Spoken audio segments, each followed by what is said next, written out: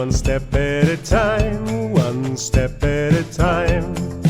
Keep looking up, there's a long way yet to climb. Hi, welcome back to MOAB, Making Music on a Budget. This is the third installment of my second Crafting a Song video series called Using All Parts of the Buffalo. In this series we're going to take a very humble iPad Garageband demo and replace all the instruments with real voices and players. This video is not only for people who are actually producing or creating or writing music, but for anyone who would like to take a look behind the curtains of how music can be made. If you are a songwriter or a creator or somebody who wants to record music, stay a while because we are going to share some very insightful tips on how to get your music done on a budget, hence the name of the channel. Where did we leave off last time? In part 1 and part 2 we already replaced the bass, drums, guitars, percussion, keyboard and piano. You may remember I wrote this song sitting in the ICU of a pediatric hospital to not go crazy, you know, idle brains are the devil's playthings and so on. So I had recorded a main vocal line that went a little bit like this. Never felt any more low, but if one is certain, I want for us to know.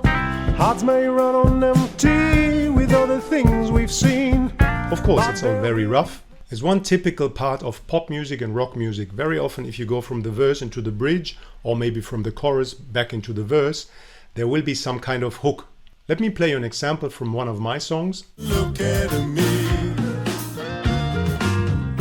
So the whole purpose of this type of riff or hook is that once you hear it, you know, oh, we're going back into a part that I'm familiar with. So in this song, I didn't use a guitar. I used a vocal line with a very heavy distortion on it. Let me play it to you.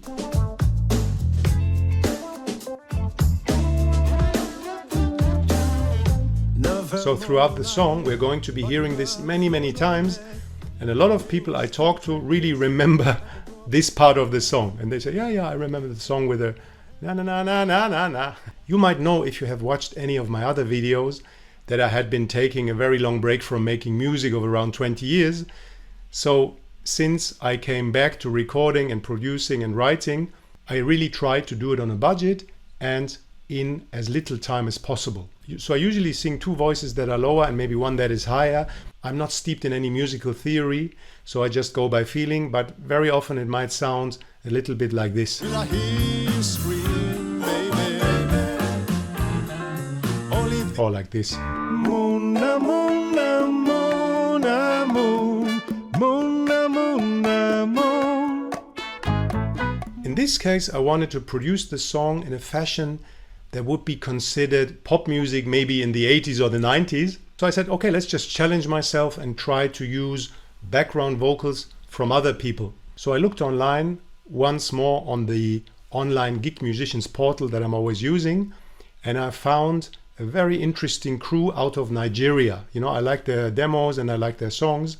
And they had a musical director who was very nice and also very smart, very talented. So in order to give them some inspiration as to what I was hearing, I did record a very rough outline of the voices, you know, I wanted to have on the final song. So as is typical for me, I had to do it somewhere on the road. In this case, I think in the Austrian mountains over New Year's Eve. And I was just singing the lines into the iPad directly. I didn't have anything with me. I do have to say the microphones on the iPad Pro are surprisingly powerful. And I did sneak in one vocal riff I sang directly into it, into the final song, you know, panning from left to right in the background. Let me give you a little taste of what I sent to this gentleman. Just the background vocals and the main voice. Stairs, 2 stairs, 3 stairs, 4 stairs. We're gonna take it one step at a time, one step at a time. I don't think you have to have perfect pitch to realize that some of the intonation was a bit dodgy. So after receiving the first version of the background vocals from Nigeria, we did hit a bit of a snag. In this case, the problem was that the audio quality of the individual singers, because we had 6 voices, wasn't quite up to par. Not to worry, because MOAB truly has a solution for everything. Let's listen to the original quality of the voice recordings. To see when you're with me, Okay, there's some background noise and there are some pops in there. So the great thing is that nowadays you can just use a stem splitter that is built into Logic Pro and maybe even the audio software of your choice to just separate the voice and the instruments. You can also use it to separate any voice from the background noise. So you just click voice and other and unselect guitar and so on and so forth. And then you will get something that sounds like this. With me. Oh.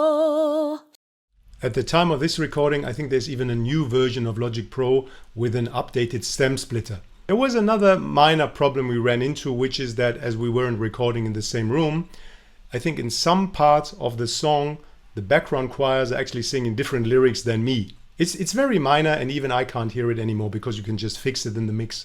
As I keep repeating throughout my videos, I'm now a proud member of the MOAB club.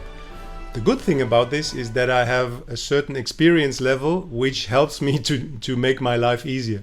I wanted to have some kind of crescendo in the middle of the song and towards the end of the song in the last chorus with different choirs responding to each other. At times actually 3 different choirs with 6 voices each, you know, just interweaving and responding and bouncing off of each other.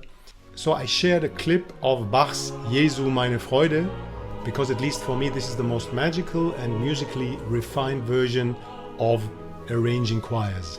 Going on another tangent, recently I went to a museum and the tour guide was saying something along the lines of a picture being something akin to a battery, because the artist is putting a lot of energy into the image, it's stored, and when people look at it, it's released. And if we're talking about music, it depends on who's listening to it, what's their mood.